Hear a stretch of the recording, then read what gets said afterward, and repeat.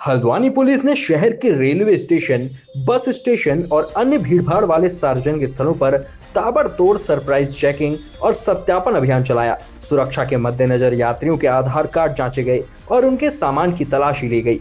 Police अधिकारियों ने बताया कि आम जन की सुरक्षा के लिए यह अभियान समय समय पर चलाया जाता है। वर्तमान में कैंचीधाम मेले को देखते हुए बाहरी लोगों की संख्या बढ़ी है, जिसके चलते यह अभियान और सख्ती से जारी रहेगा। पीक ट्रैफिक सीज़न चल ही रहा है हमारा। जून का महीना वैसे भी काफ़ी प्रेशर रहता है, काफ़ी सारे टूरिस्ट आते हैं। प्लस कैंची में भी 15 जून के आसपास जो हमारा मेला चलता है उसमें काफ़ी ज़्यादा टूरिस्ट एंटिसिपेट कर रहे हैं।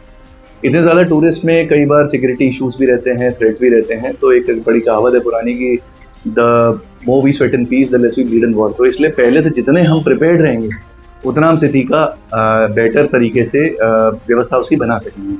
तो इसी के लिए हमारा जो वेरिफिकेशन ड्राइव है वो भी चलाई जा रही है कि किसी का कोई आपराधिक इतिहास हो, क्रिमिनल एंटीसेडेंट्स हो, तो उसको हम पहले ही प्रोएक्टिव लेवल पे पहले ही उस चीज़ को पता करके उस व्यक्ति को बाहर कर सकते हैं। उत्तराखंड में मौसम का मिजाज बदलने वाला है और मानसून की दस्तक धीरे धीरे शुरू हो चुकी है। मौसम वैज्ञानिक रोहित थपलियाल के अनुसार आज पिथौरागढ़ और बागेश्वर में भारी बारिश की संभावना है, जबकि कुमाऊं और गढ़वाल के अन्य हिस्सों में हल्की से मध्यम बारिश हो सकती है। बारिश के चलते पहाड़ी जिलों में तापमान में गिरावट आने की संभावना है। पिछले एक सप्ताह से प्रदेश के मैदानी इलाकों में तापमान 40 डिग्री के पार जा चुका है। ऐसे में लोगों को बारिश से गर्मी से राहत मिलने की उम्मीद है।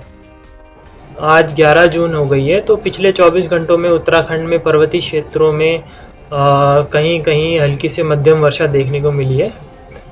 इसमें विशेषकर पिथौरागढ़, बागेश्वर, रुद्रप्रयाग, चमोली, चंपावत जनपदों में वर्षा रही है और रुद्रप्रयाग, बागेश्वर, पिथौरागढ़ जनपदों में एक एक स्थान पे भारी वर्षा भी देखने को मिली है।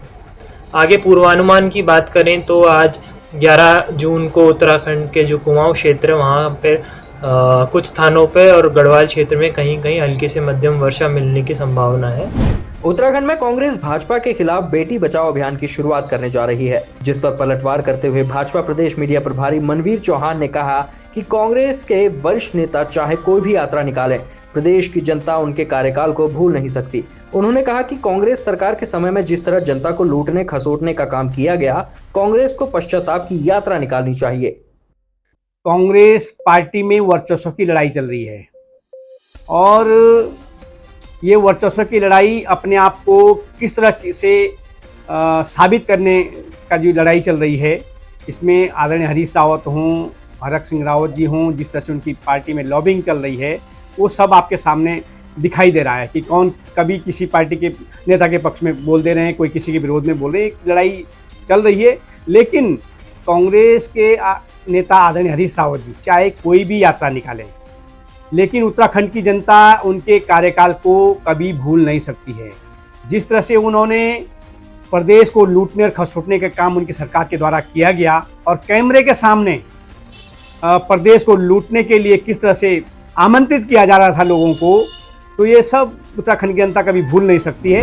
नई टिहरी घनसाली मोटर मार्ग पर टिपरी से करीब 1.5 किलोमीटर आगे डबा खाले नामे तोके के पास एक बस अनियंत्रित होकर पलट गई। बस में लगभग 35 यात्री सवार थे, जो उत्तरकाशी से केदारनाथ जा रहे थे और सभी गुजरात के निवासी बताए जा रहे हैं। हादसे में एक पुरुष, एक महिला और एक बच्चा गंभीर रूप से घायल हुए हैं, जिन्हें प्राथमिक उपचार के लिए पीएचसी नंदगांव भेजा जा रहा है। वहीं करीब 15 यात्रियों को हल्की चोटें आई हैं। दुर्घटना की सूचना मिलते ही पुलिस और राहत टीमें मौके पर पहुंच गई और राहत कार्य जारी है। भारतीय किसान रोड संगठन ने आज रुड़की में प्रशासनिक भवन से एसडीएम कार्यालय तक रैली निकाली, अपनी मांगों को लेकर धरना दिया। संगठन के राष्ट्रीय अध्यक्ष पदम सिंह रॉड ने बताया कि बिजली, एनएच और चकबंदी से जुड़ी समस्याओं को लेकर एसडीएम को ज्ञापन सौंपा गया है। इस संबंध में कल दोपहर 3 बजे सक्षम अधिकारियों के साथ बैठक आयोजित की जाएगी।